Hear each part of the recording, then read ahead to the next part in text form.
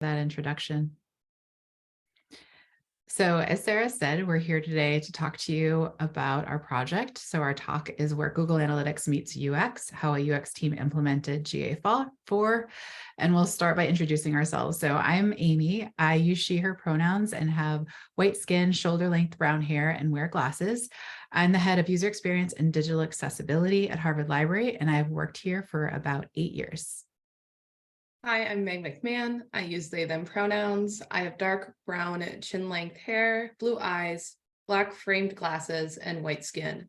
I'm the UX researcher at Harvard Libraries and have worked here for almost exactly a year now. So we're going to share about our library's project to move to Google Analytics 4 or GA4. In June of 2022, Google announced that their old analytics product, which you probably just called Google Analytics, but the formal name was Universal Analytics, would be retiring in June of 2023. So we took this as an opportunity to really implement a robust analytics strategy while migrating all of the library's web products and websites over to GA4. And it took us about 8 months to do all of the work we're going to talk about today. So here's what we're going to go through. We're going to talk about the migration strategy and the goals for the project and who worked on the project, and then how we implemented Google Analytics 4 for everything from like installing the code, creating reports, determining, how we're going to set things up and share information with stakeholders and consumers of the data. Some lessons learned about GA4, and then more information about how we are continuing to share out with stakeholders and staff. So a little bit about strategy before I jump into the project itself. We use, as the UX team, just use web analytics regularly as part of research studies.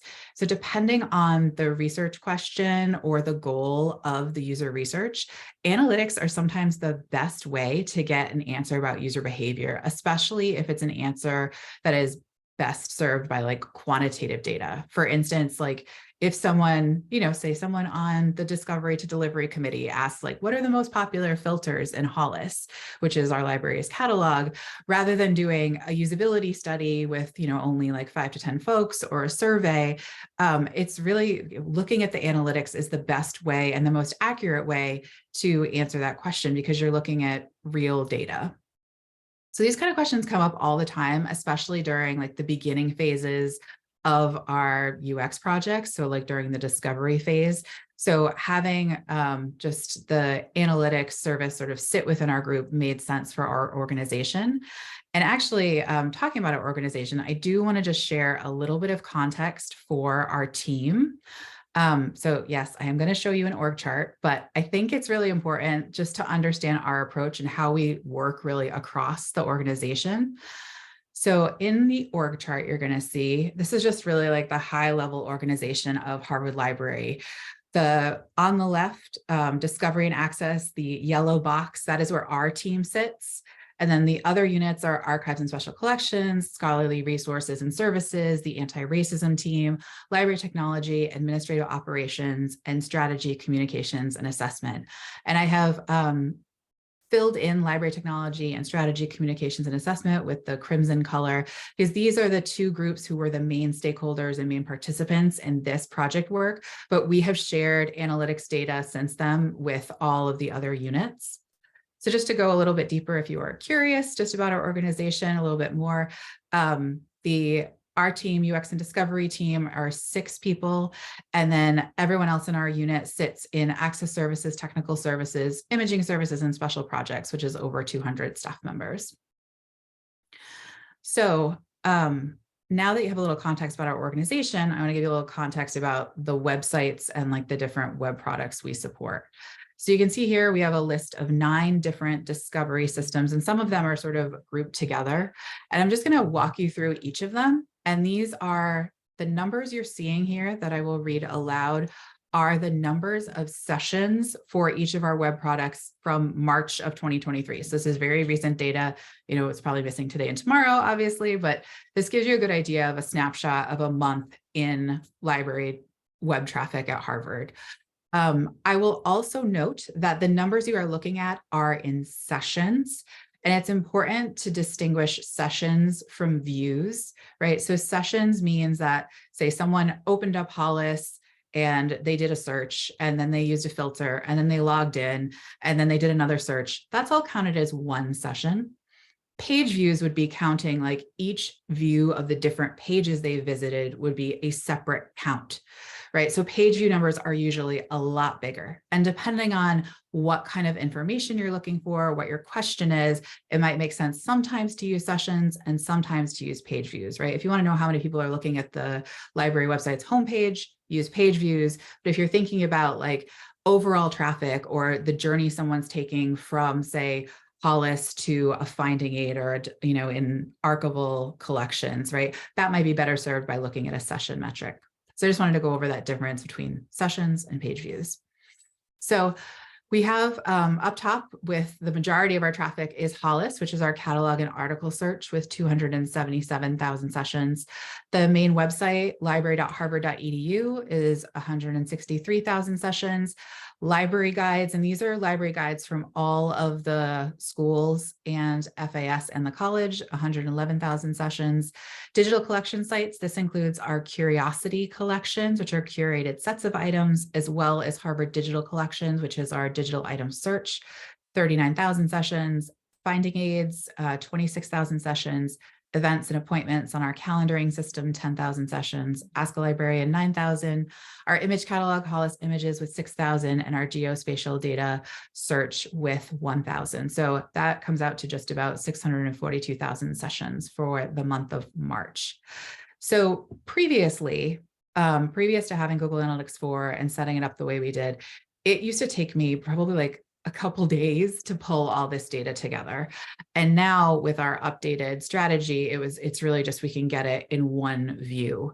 So it's a lot easier. So on the next slide, you will see what our analytics setup looked like pre-2023. So prior to this year, each digital product, so those things that I just listed out, right? Hollis, the image search, the website, each digital product had its own instance of Google Analytics, which was the old product, Universal Analytics. And this made it really difficult for us to report comprehensive web traffic across all the library websites, right? So this announcement about GA4 really gave us an opportunity to establish a more intentional strategy for how we are setting up web analytics and formalizing our approach. So when we are thinking about this, we really thought about, like, what are the future data needs of the organization? What are the questions we get asked about most frequently? So rather than having like individual instances of Google Analytics, we now have one singular instance of Google Analytics 4, and that same code is installed on all of the different products. And with some of the new functionality offered in Google Analytics 4 that Meg will go into, we're able to easily like filter, like just to show Hollis data in one report or just to show website data in another report. So it is a lot more intuitive and sort of easier to generate the reports we need most often with this approach to setting things up. So another thing we did talk about is the other analytics products that are out there, right? So like, we know some other libraries especially are using an open source product called Matomo.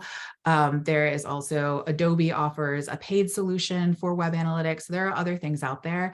But for us, we decided to stick with Google Analytics because one, it's what other units at Harvard outside the library uses. It has really good documentation and an excellent user community. It didn't require any additional technical setup other than installing the code initially on the websites that we are going to be measuring. I think the other thing is it's consistent with what staff are used to working with. So for us, the benefits with Google Analytics do outweigh the drawbacks, but I will say that we are aware of concerns that people have with Google Analytics. And if people want to opt out of being tracked on our sites, they are certainly able to do so.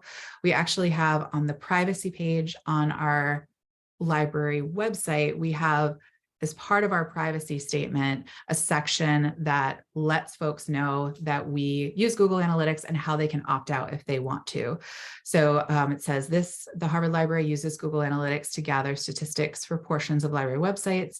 The information gathered will be used to improve web services for patrons. Google Analytics uses a browser cookie for statistical analysis related to your browsing behavior on these websites. If you choose, you can opt out by turning off cookies in the preferences settings in your browser, or you can download and install a Google Analytics opt-out browser add-on.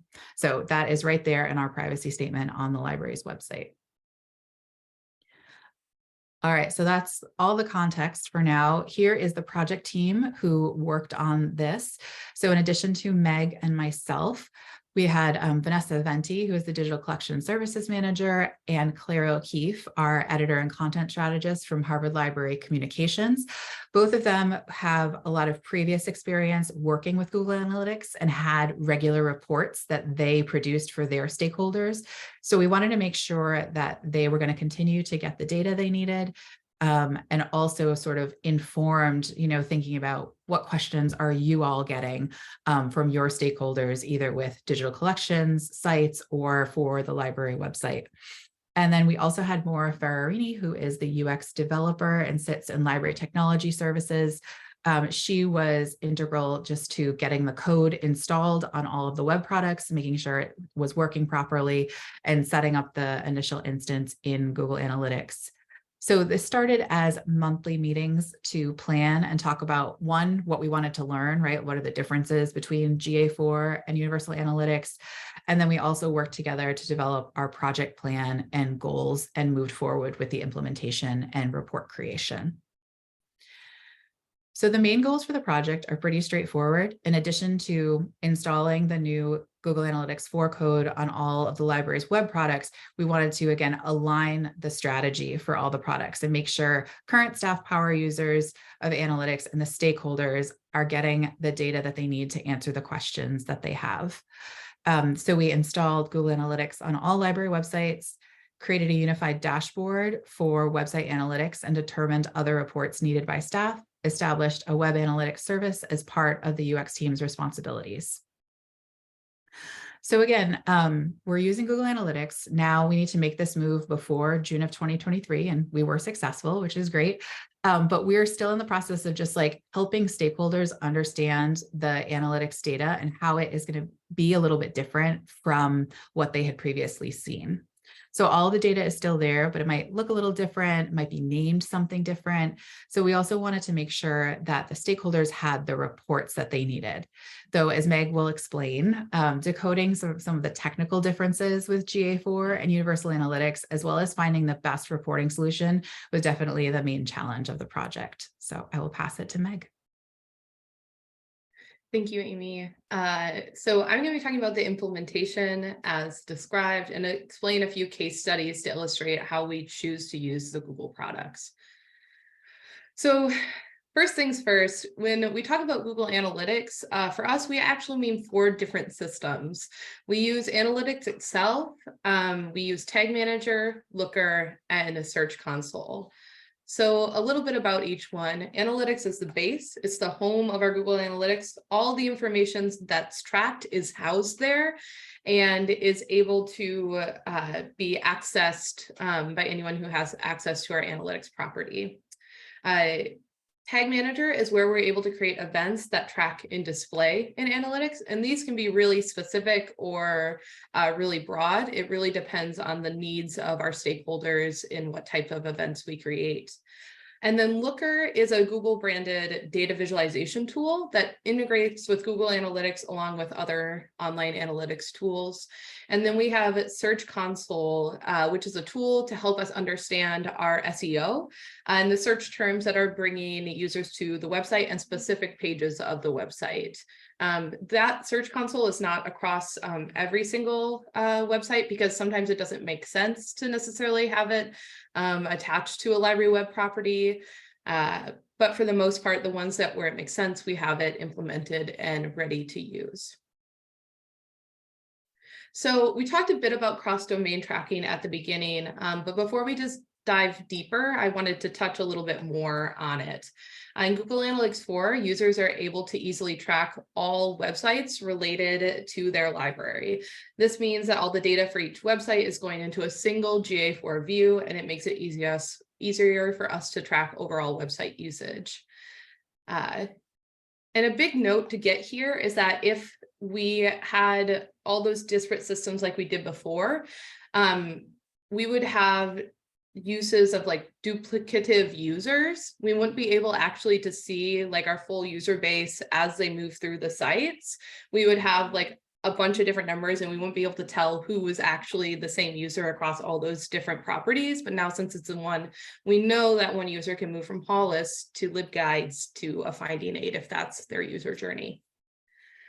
With cross-domain tracking, GA4 uses browser cookies to track a single user's journey between sites. So once again, we're able to track those sessions easier across our sites. And for those who don't actually have GA4 implemented in this conversation, you can find more about how to do cross-domain tracking within the data streams admin panel. Currently, we have this tracking 10 different websites under one account. You saw the list that Amy had for sessions. Those are all the properties we have tracking currently. So the biggest difference between Universal Analytics and Google Analytics 4 is that Universal Analytics was based on page views and sessions, and GA4 is based on events and parameters. So basically what that means is it affects the type of analytics that GA4 is showing in the overview. So if you remember if you've ever seen Universal Analytics, it would show page views first, and that would be a priority.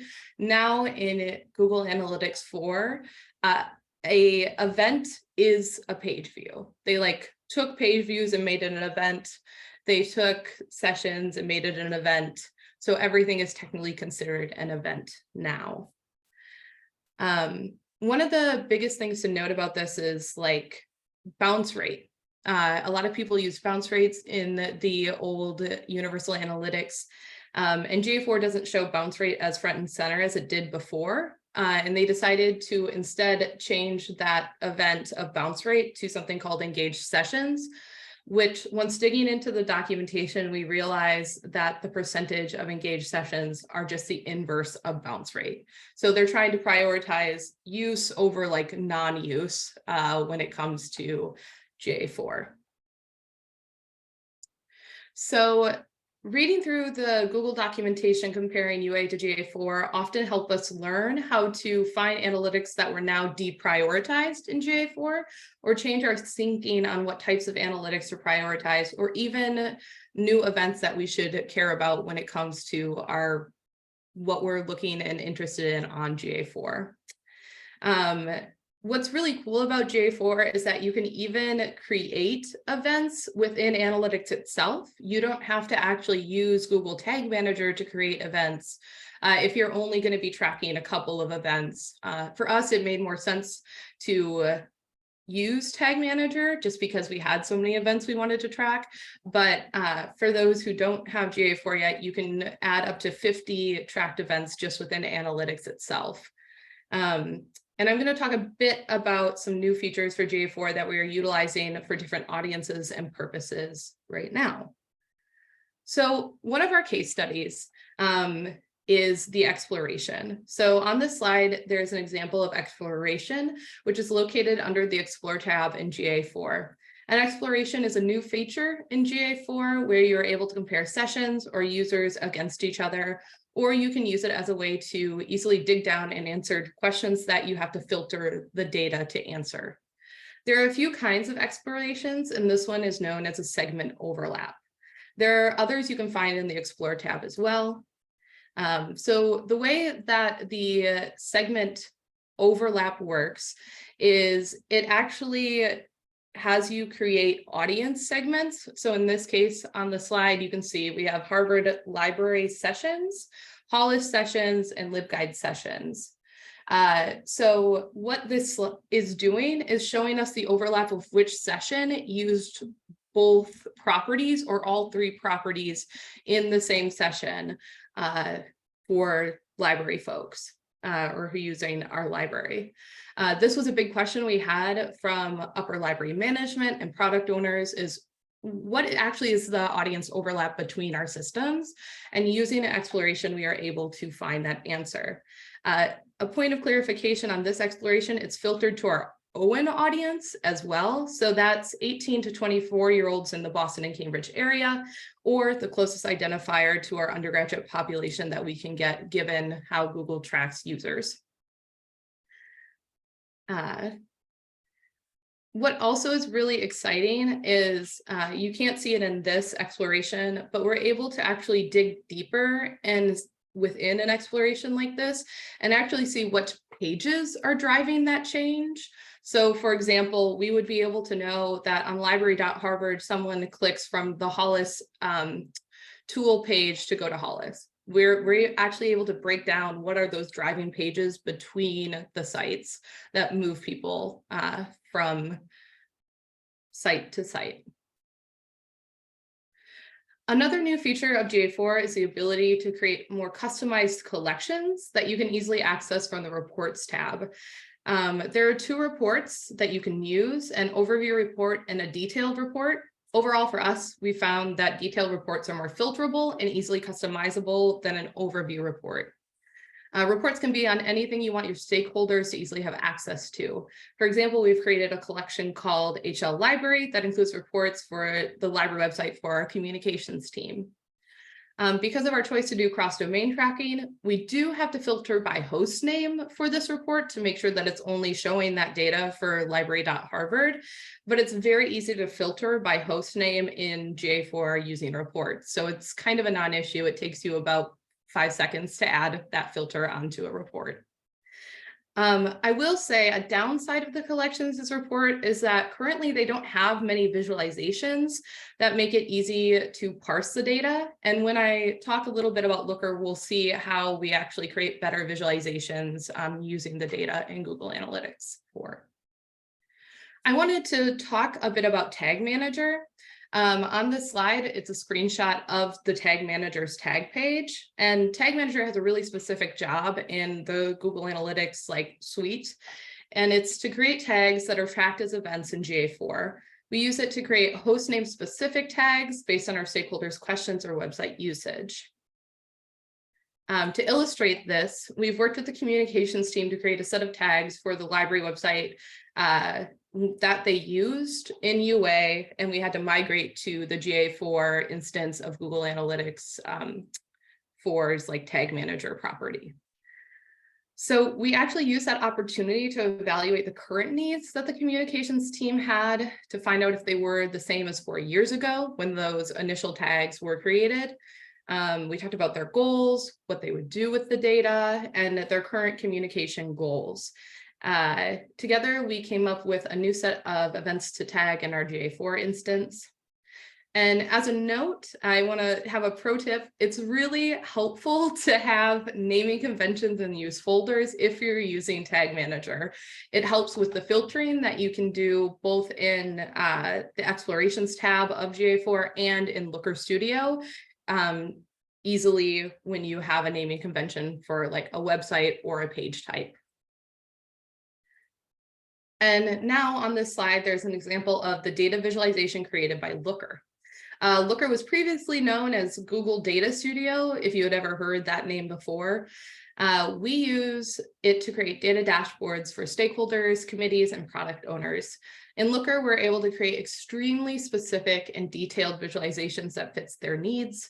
I will say that we often like to give this view to stakeholders because it's a little more digestible than a report itself in analytics because there is some more visualization opportunities. Right now, what you're seeing is the view of our all analytics data dashboard, which includes all of our library properties put together. So this is just an extremely high level dashboard, as you can see, but you can see here the we can change at the very upper right, like what dates we're looking at. And since we did this presentation in March, the dates might be a little less fresh than Amy's that she had for the sessions. But you get an idea of what that kind of looks like and what those numbers are for our population. We also use Looker to compare specific pieces of data for all the websites in one place. For example, this view is all website sessions. Amy showed that in a different way, but this is kind of a way that it could look using Looker Studio. It's really easy to confirm suspicions about your different websites and website usage when you have this type of data and you're able to filter specifically by host name. For example, we've long suspected that our library catalog was our most trafficked website, and by comparing it with other properties in the same view, we're able to see just how much more there are sessions opposed to any other library website. Another decision we've concluded from a view like this is that we need to put more resources to understanding how to promote our other search systems. So there's a lot of different things that you can gain by looking at the websites together in a view like this. And I just wanted to touch on a very specific dashboard that we've created. We've created this dashboard for D2D for folks who are working with metadata on Hollis. And this allows us to actually dig down more into those events that I was talking about that was created in Tag Manager. We can see on the lower right, the individual record clicks. We can actually track how many times someone clicks, for example, to open a Hollis search result, or something like if they choose to export a oh gosh, how am I forgetting the word? Citation. If they export a citation. But as you can see, we have a lot of different things that we're tracking. We're tracking the filters people are using in the system. We're tracking how they sort it. That's kind of about what this dashboard is for. And then I wanted to just chat a little bit about Google Search Console. Once again, we're able to actually view what keywords brings users to our site and understand the SEO and site standing for specific pages. One example that we have that's really high up is our like think tank libguide. When people search something like think tank, our libguide's actually really high up in the results. And people often, even if they're not Harvard users, go to our libguide to view that data. And we're more easily able to tell that from something like Google Search Console. For my final case study, I just wanted to discuss how we use an analytics review as a UX method for current research objectives to support something like the discovery of our special collections. We have about 4 different systems that we use for special collections at Harvard libraries, and we were curious about the patron usage of those systems. Prior to this review, we had thought that our discovery systems for special collections and archival materials were not as heavily used as our primary search system, Hollis. But something that we learned from actually doing an analytics review is that those sites were getting way more traffic than we originally had thought. We also started to create events to be tracked within those discovery systems. For example, with our Hollis for Archival Discovery instance, we're tracking which repositories are used most often, like during session usage, right? Because views in a specific finding aid, there could be a lot, but it could be the same session. So it's a little more interesting to look at that session usage. And also that helps us to be able to filter better for repositories who want more detailed analytics for their finding aid usage as well. So we're kind of using new events and new tags to also help with that special collection discovery piece here. Both the events and session data is going to help us inform strategy for special collection discovery over the next 3 years and promotion of those discovery systems. Our stakeholders can now feel more confident in the decisions they are making with our discovery systems because we are better able to see their usage and connections between their system and other systems. I wanted to touch briefly on lessons learned during this process because it wasn't all smooth sailing. There were a lot of little bugs that we had to sort out, as it is when you're implementing anything new. One of the biggest things is with all vendor products, you're not actually often able to fully predict what changes they're going to make and how that's going to affect you and how you would set up your current practices. A primary example is when Data Studio switched to Looker. In the switch, Looker decided to enforce API quotas. So basically that means the act of pulling data from GA4 to a dashboard in Looker. This made it really hard to, at the beginning, to access a lot of data for our dashboards. And as you can see on this image here, there was a data quota error. Since the internet and GA4 community kind of rose up against this, they've definitely are a little more lax with this API quota issue, but we needed to adapt how we were sharing these data dashboards and how we were creating them to make it a little bit better to not hit a data quota as easily during this process. Another thing that I wanted to touch is that in reports and collections on GA4, you're unable to filter data as specifically as you could in Looker or Explorations. For us, this really helped us decide that our primary output for stakeholders would actually be more of an exploration or a Looker dashboard, opposed to creating a bunch of separate views within just the reports tab of Google Analytics. But that was something we definitely had to contend with and think about when it comes to how we share the data that exists there. And then another thing I wanted to say is that meeting facilitation is key. We know that a lot of folks are really excited about this change, and we've found it best to really talk with folks about what their goals are, because it's really easy to fall into the trap, I would say, of collecting data for data's sake. And the thing is, with using a free tool like Google Analytics, there are some I would say limits to how many events we could create for Tag Manager. I actually recently I came to a problem when I was trying to do something with LibGuides where I created too many filters and I had to delete all my work because we decided it wasn't worth having all these filters for the LibGuides piece.